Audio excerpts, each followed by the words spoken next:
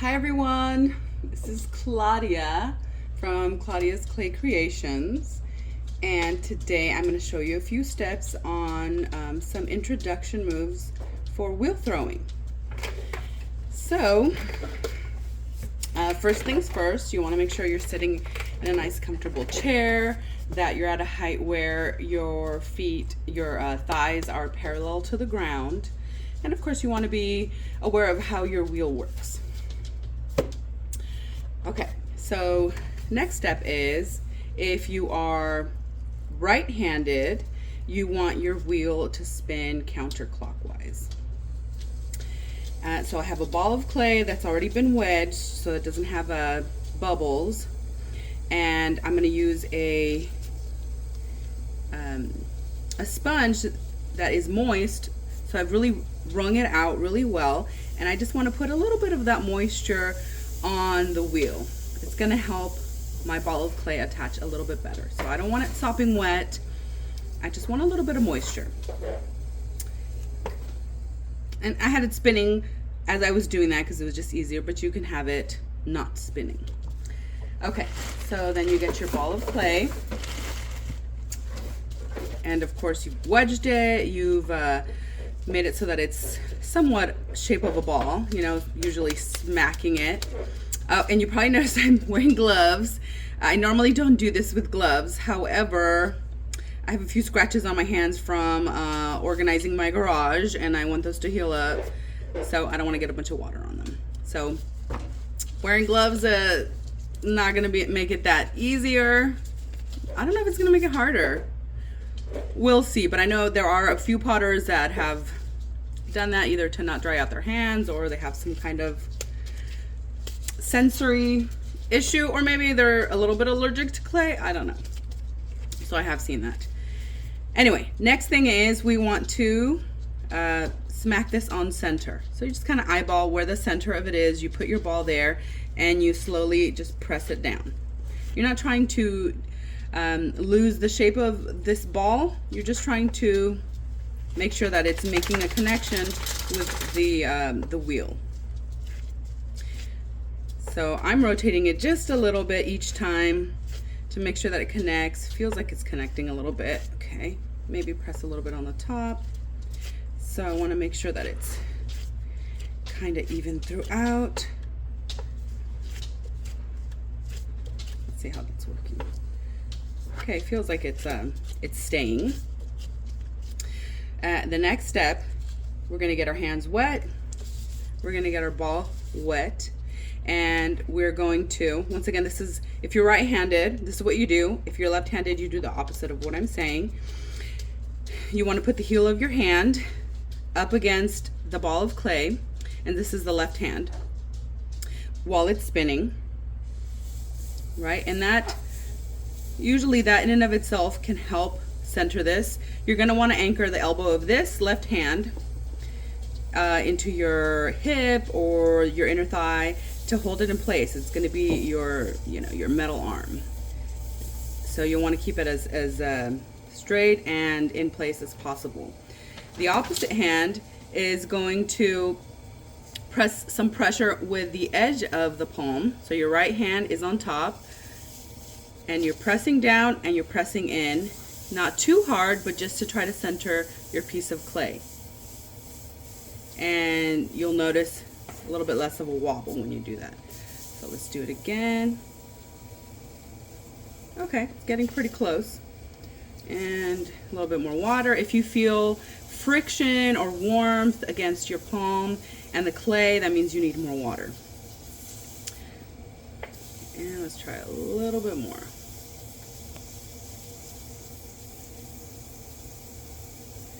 Okay, so I made sure to anchor this arm really well, and it helped me keep it in place, and it seems pretty good. So another little trick that I'll show you is, if in order to make sure this ball of clay stays on the wheel, you'll want to just put a little bit of pressure here between where the wheel and the clay meet, and you're kind of just creating a little seal, like if you were using you know, silicone or whatever, and you're like trying to create that seal. That's what you're doing. So that helps it stay in place. Okay, so the next step we want to do is we want to cone the clay up. So as we do that, that's almost like getting rid of any extra bubbles, and it allows the clay to work better on the wheel because now it'll be matching the rotation of the wheel. So in order to cone, you want your hands wet. I usually use the heel of both of my hands to press in, but you can also you're kind of just squeezing in, but you're not keeping your hands stationary. You're squeezing in and you're pulling up. Okay, let me make sure my little cake is kind of flat on the top. We want to avoid having little dimples on the top if possible. All right, and let's try to do some coning up. I'm still getting a little dimple in here, but that's all right. All right, and coning up. So I did get a dimple, but as I kept going up, it kind of squeezed it out. Okay, so that's a nice cone. You see now the clay is starting to match the rotation of the wheel, so that's going to make it easier for you to manipulate it when you're making it into a vessel. Now we're going to press it back down. The way we press this cone down, I'm going to have the heel of my hand as support here on the clay. So this is the left heel of my hand. I'm going to use my right hand as I'm pressing down, but also forward to get rid of this cone. And I want to get it back into that little cake that I made earlier. So watch as I make sure my hands are wet. Put a little support here. I'm not pressing yet. I'm waiting for it, for the clay to expand as I'm pressing it down. And then I press down and forward with this one. And see here, I'm just creating the parameter for it not to go any wider than that. And I made a little cake again. So I'm going to go back to using the heel of my hand, using the edge of my right hand on the top. Almost looks like I'm in a little prayer pose. Some people call this the karate position, right? You're doing a little, it almost looks like you're going to do a karate chop, but you're stationary. Okay, and so I've made a little cake again. That's great. So I usually like to cone up twice, so let's try to do that again. Okay, make sure it's nice and wet. We'll cone up again, pressing at the bottom and slowly moving up. So yeah, I'm just going like this as I'm going up, creating a nice little pyramid, a nice little cone. And that looks really nice. If you hear a little dog barking, that's my Huckleberry. He wants to play with the clay too. Okay, and now we're gonna press it back down. So I'm gonna press down and forward.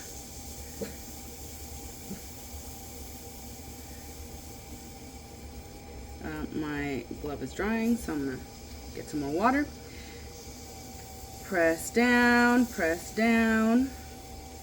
And a few little tricks to remember is if you have your wheel going fast, you know, obviously we want to start slow, but whatever speed you have your wheel going, your hands have to match that. So if your wheel's going fast, your hands are going to have to move fast whenever you're manipulating the clay. When the wheel is going slow, you can actually take your time. So for every one revolution that this wheel does, that's one movement of your hand, right? So for every little revolution, that's how I'd end up moving, if that makes sense. Okay, so I've made my little cake again. Right, so I'm using the heel of my hand, of my left hand. I'm using the edge of my right hand in the karate chop position. And I have a cute little cake now. So what I want to make now is we're going to put a hole in our vessel. So we're going to press down, but we don't want to press all the way down because we do want this vessel to have a bottom. If you're new, probably leaving more on the bottom is better. I usually try to get to 1/4 of an inch because that's usually all I need. But, you know, maybe 1/2 inch is fine. And the way we'll measure is we'll end up using a pin tool to measure. So when we're pressing down, I usually press down at a diagonal, so I'm just going to be pressing down like this, right, just straight down. And you want to keep in the center and maybe a little bit towards the right. But as long as you don't feel any friction, you don't feel this little cake pulling on your finger, pull your finger, right, out of whack, then you should be right on center. So what I like to do, one of the easiest ways to do it is I'll have my index finger, and then I'll use the index finger of my right hand, then the index finger of my left hand goes on top, and I just slowly start pressing in that, it's kind of like a 45-degree angle, and I start pressing down. And my hand's feeling a little dry, so it's gonna start catching. Let's put some water in there. Okay, and I'm gonna stop at this depth. We're gonna find out how deep that is. So I'm gonna get my sponge, I'm gonna wring it out, I'm gonna take out the liquid, so it's slip and water, or actually clay and water is slip, so there you go. I'm taking that out, I'm gonna stop the wheel, I'm gonna use my pin tool, and I'm gonna just stab the center, and then I'm going to put my finger where the clay meets the pin tool, and I'm gonna leave it there as I pull it out. So for me, that's about 1/4 inch, and I like that, so that's fine. Now, how would you measure that without a ruler? Well, normally from your thumbnail to the first knuckle is about 1 inch. So if you divide that into 4, you'll find your 1/4 inch. Or of course, use a ruler. All right, so now that I have the depth that I want to make the base wider, because I'm gonna make a little cylinder, a little wide cylinder. So it's not gonna be quite a cup, but just to show you the basic shape that is good to start with before you start making more elaborate pieces. So what we're gonna do is, with our fingers, we're actually gonna put them inside, and then we're gonna just pull the edge out. So you wanna make sure to start from the center and then pull this towards you. So I'll show you what that looks like.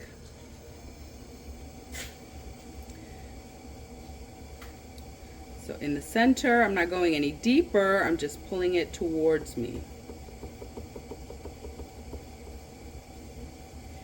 Okay, nice. So this is looking pretty good. So I've created the width that I want. Now I'm going to I go back and I kind of smooth that out so that it looks pretty. Okay, I'm stopping the wheel, and I have it at a nice width, this is not the height of it, I'm gonna make it taller. But I'm just, looking at it, taking away any extra slip. Now we're going to pull up the sides. So you see I've left a lot of material here on the edge, right? It's way too thick for a vessel that we're making, especially since the bottom is 1/4 inch. So this could cause some issues later on if you don't have even thickness throughout the whole vessel. Anyway, so the next step is we are gonna pull up, but here are a few tips. As you're pulling up, the outside finger, so in this case I'm right-handed, so I'm gonna stay on the right hand quadrant as I do this, right? So this is spinning to the left, this quadrant is getting pulled up this way, and as I pull up, the outside finger is gonna be a little bit lower than the inside finger, right? Because the inside of the vessel is taller, it's 1/4 inch taller.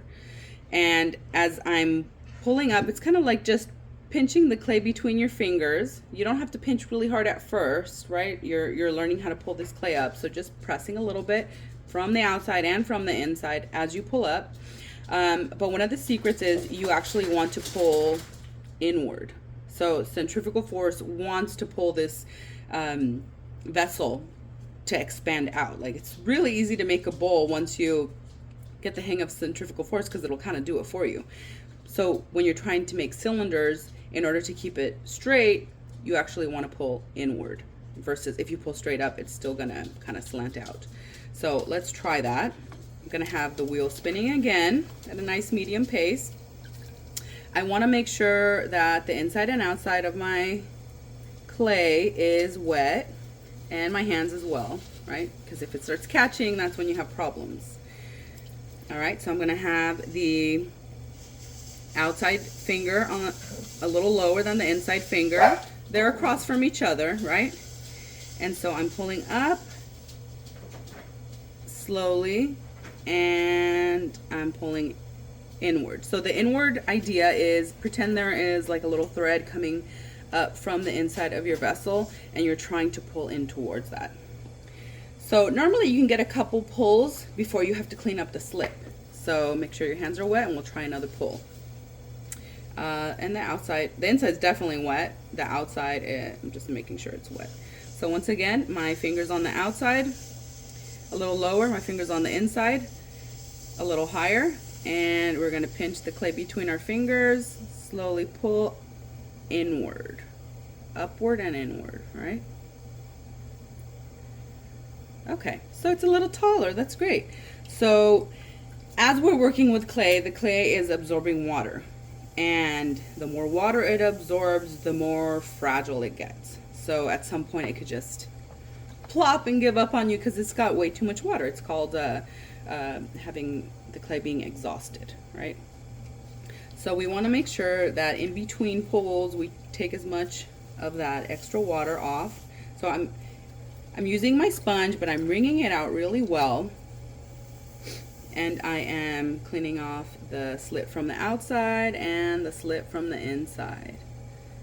Nice. And then I know it sounds crazy because then I'm going to wet it all over again and try doing the pull again. But it really does help make sure that you can play with your clay a little bit longer. All right, so now I got a wet sponge. I'm going to wet my hand, and as I'm wetting my hand, I'm also wetting the pot. I'm going to put my finger on the outside a little bit lower than the finger on the inside. I'm going to press inward and outward, of course, inward with the right hand, outward with the left. And as I lift, I'm going to make sure to pull inward. Okay, got a little taller. Now something else that helps this top rim be less prone to cracking is we're going to compress the rim. So you put your index finger of your right hand on the top. You see how it's already really easy just compressing it. And you're going to use the index finger and your thumb of your left hand to just pinch that rim. So that's compressing it. It's hoping that it's not collecting too much water, and hopefully there'll be no cracking. And we'll add a little more water. We'll do another pull before we get the slip out. So once again, I'm putting my finger on the outside, finger on the inside, pushing inward, pushing outward, and making sure that when I pull, I'm pulling upward and inward.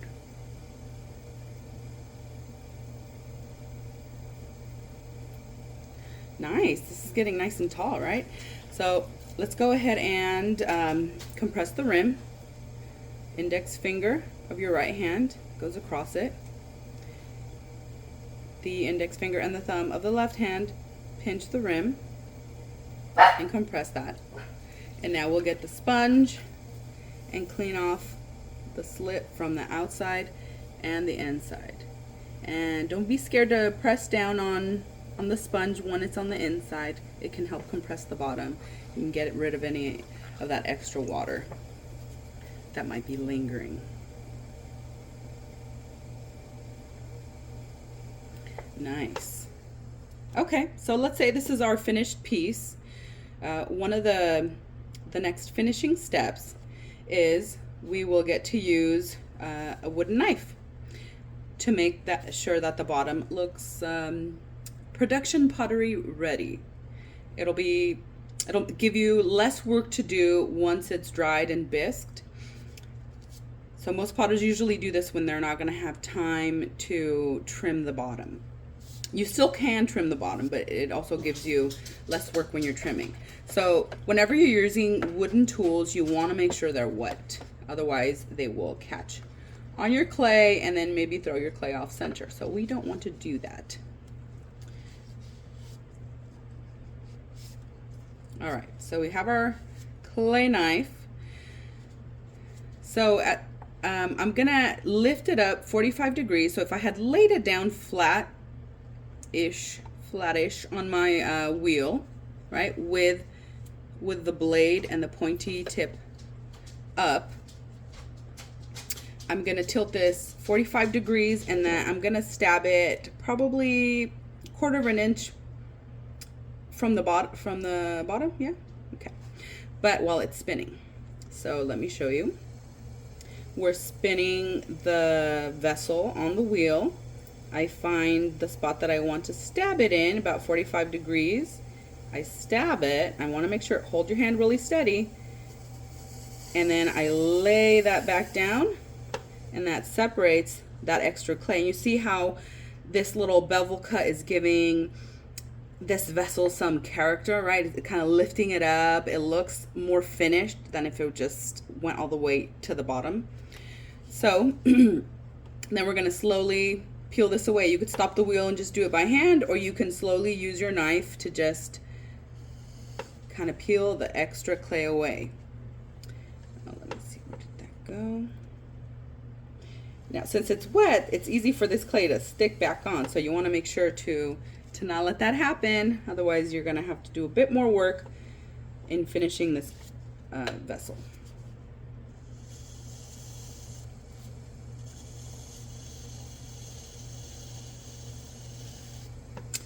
Okay, so another piece that I like to use is this wooden rib. Now, all these tools that I'm showing you come in the basic pottery kit, so feel free to go buy one. I think most of them, I don't know, they range from anywhere from $5 to $20, depending on where you get them, right? I know some of them package things that look like this but are made of plastic. They'll still work, but they might stick a little bit more to the clay. So just keep an eye out for that. So you can use these ribs to smooth out any of the outside edges. You don't have to, but you know, if you're trying to get rid of some of those throwing lines that I did, or that you did, I'm sorry, you know, when you're making the pot, or you're trying to smooth out some things, you can. I also like to use it if for some reason when I am throwing and my wheel is a little bit off center, not my wheel, my ball of clay, sometimes you can sit this down and scrape off some of that extra clay, right? And I'll show I'll probably do a video of that later, and it really helps. And we'll bring this back up whenever we do clean up. It's really nice. Okay, so I'm gonna use my sponge to just smooth out any edges. Right, you do want clay smooth when it's something that you feel like people are going to use for, especially for like kitchenware, right? If you want somebody to drink out of a mug, you don't want it to have little pokey things where the lip is supposed to be. Anyway, so I smoothed out the edge. Looks really cute. Yay! I'm really liking this. This could be a nice, cute little tumbler, a little whiskey glass, or just drinking some hot cocoa mug. You can add a handle to it later, right? We do that separately, so that's like the hybrid of wheel throwing and hand building. Okay, so a lot of professional potters will have bats, and maybe you've noticed that there's a couple of holes here, and this is not metal, this is wood. So I do have a bat on here, but most of our wheels don't have those bats, so you're gonna have to learn how to take this piece off without ruining it. So I'm gonna give you some pointers on how to do that. So let me see. Want to wipe your hands. You can use your sponge to get as much of that clay off of your hands. It's always nice to have a little towel. I mean, I know I have my apron, but you don't want to have so much clay on your apron. Just a little bit. Anyway, so these little towels work great. Okay, now you're going to have to wire off your piece. So what you're going to do is you're going to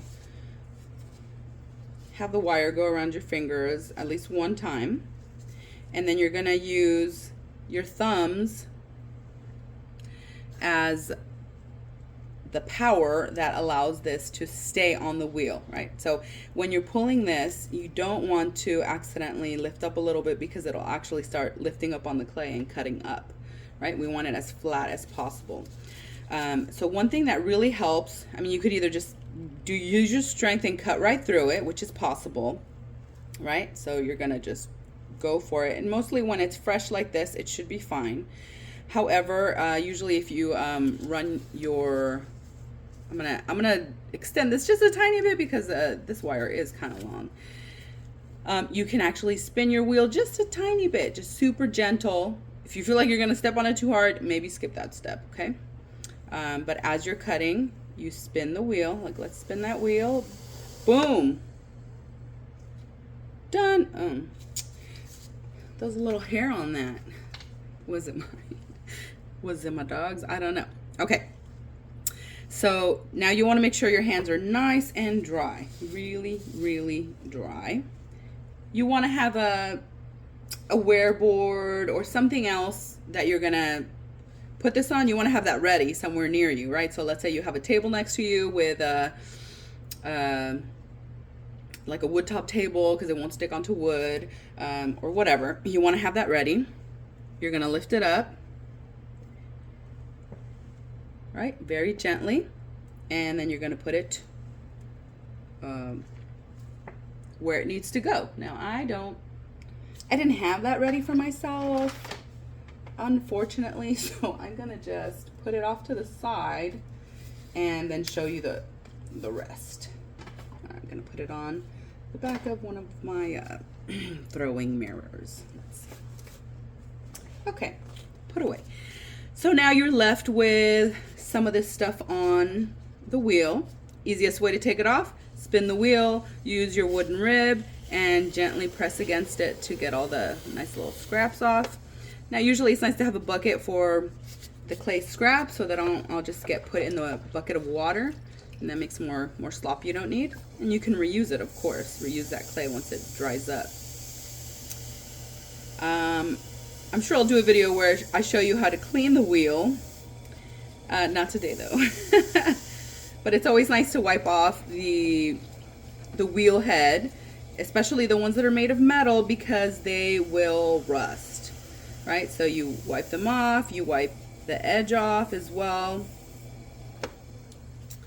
and you're ready to throw something else. All right, if you have any questions, if I left anything out, let me know, and I'll make sure to answer those questions for you. All right, until next time.